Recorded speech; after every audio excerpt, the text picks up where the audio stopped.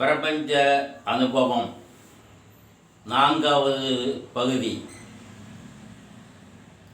ஒரு நாள் இரவு 11 மணி இருக்கும். சார்னு கதவை தட்டினாங்க. கதவை திறந்து பார்த்தா ரெண்டு பேர் கையிலையும் பெரிய கம்பு ஒன்று இருக்குது. ஒரு பேட்டரி லைட், அந்த காலத்தில் 5 கட்ட பேட்டரின்னு நல்ல பேட்டரி ஒன்று வச்சுருக்காங்க. வந்து நின்னாங்க. ஆனால் 2 பேரும் எனக்கு ரொம்ப தெரிஞ்சவங்க. அடிக்கடி மருத்துவமனைக்கு வந்து மருந்து பார்த்துட்டு போவாங்க. கிளினிக் வந்து மருந்து பார்த்துட்டு போவாங்க. என்னன்னு கேட்டு, அவங்களுக்கு சொந்த ஊர் காமநாயக்கன்பட்டிக்கு பக்கத்தில் எட்டுநாயக்கன்பட்டி. சார், இந்த மாதிரி குச்சல், அதாவது அவர்கள் பனையரும் தொழில் செய்கிறவர்கள்.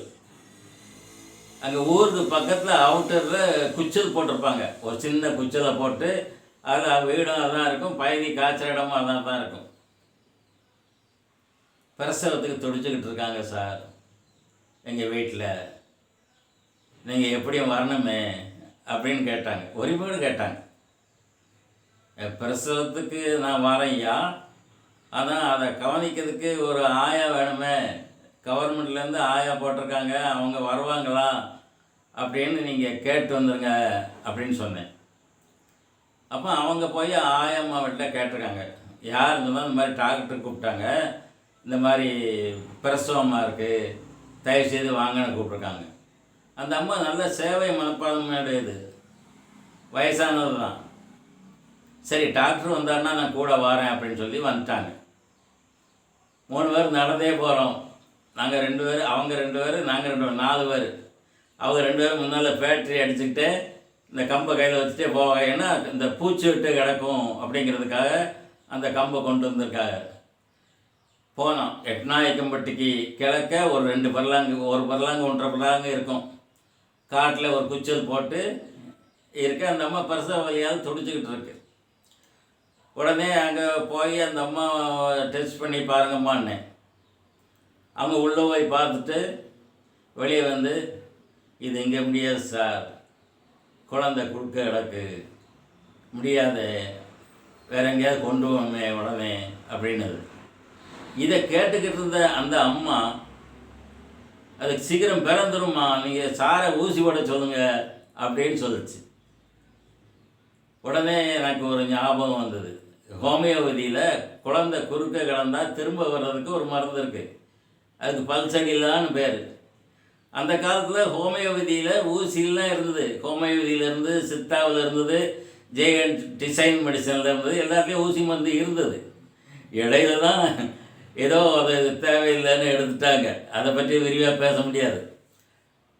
அப்போ எனக்கு ஞாபகம் வந்தது, குறுக்கு கிடந்துன்னா திரும்பி போடுறதுக்கு நம்மகிட்ட மருந்து இருக்கு அப்படின்னு அந்த பல்சடிலாங்கிற மருந்தை எடுத்து இன்ஜெக்ஷனாக போட்டு கொஞ்ச நேரத்தில் இந்த அம்மாட்ட சொன்னேன், அந்த குழந்தை அந்த குறுக்கு கிடந்ததுன்னா அப்படியே நகட்டி விடுங்க, அப்படி நகண்டுரும் அப்படின்னு.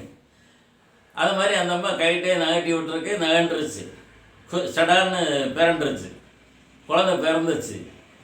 எல்லாத்துக்கும் ஆச்சரியம், இது எப்படி வந்தது, இந்த மாதிரியான ஒரு அபூர்வமாக பிறக்கக்கூடியதெல்லாம் எப்படி வந்தது? அந்த அம்மா ஒரே நம்பிக்கையில், பிரபஞ்சத்தினுடைய நம்பிக்கையில், நீங்கள் ஊசி போடுங்க பிறந்துடும் அப்படின்னு சொல்லிச்சு இல்லையா? அங்கே தான் இருக்குது பிரபஞ்ச சக்தி. நம்பிக்கை, ஒரே நம்பிக்கையில் நீங்கள் ஊசி போடுங்க பிறந்துடும்னு சொல்லிச்சு இல்லையா? இது மாதிரி நமக்கு பல நிகழ்ச்சிகள் நடந்திருக்கும், நமக்கு தெரியாது. உன்னுடைய நம்பிக்கைக்கு தகுந்தபடி அந்த பிரபஞ்சம் அந்த சந்தர்ப்ப சூழ்நிலையை மாற்றி கொடுக்கும். எனக்கும் அந்த நேரத்தில் அந்த மருந்து கையில் இருந்தது, எனக்கும் அந்த ஞாபகத்தில் வரணும். அந்த அம்மா சொன்ன பிறகு தான் இப்படி ஒரு மருந்து இருக்குங்கிறது ஞாபகத்துக்கு வந்தது. அப்போது இந்த பிரபஞ்சம் அந்த சந்தர்ப்ப சூழ்நிலையை உருவாக்கி கொடுக்குமே தவிர மற்றபடி எதுவும் இல்லை. நாம் நினைத்தபடி அந்த காரியம் நடக்காது. எப்படியாவது சூழ்நிலையில் நாம் நினைத்தது நடந்து போகும். அந்த அம்மாவுக்கு சோகப்பரவசம் ஆயிடுச்சு. ஆகவே நாம் இந்த பிரபஞ்சத்தை நாம் நல்ல காரியத்துக்காக நினைப்போம், அதே சிந்தனையில் இருப்போம். ஆனால் நம்ம நினைச்சபடி நடக்கணும்னு நினைக்கக்கூடாது. அது அது இஷ்டப்படி நம்ம நினச்சதை கொண்டு வரும். ஆகவே இந்த அனுபவத்தோடு எல்லாரும் இந்த பிரபஞ்ச அனுபவத்தை பெற்று நீங்கள் வாழ்வாங்கு வாழ வேண்டுமாய் கேட்டுக்கொண்டு விடைபெறுகிறேன். வணக்கம்.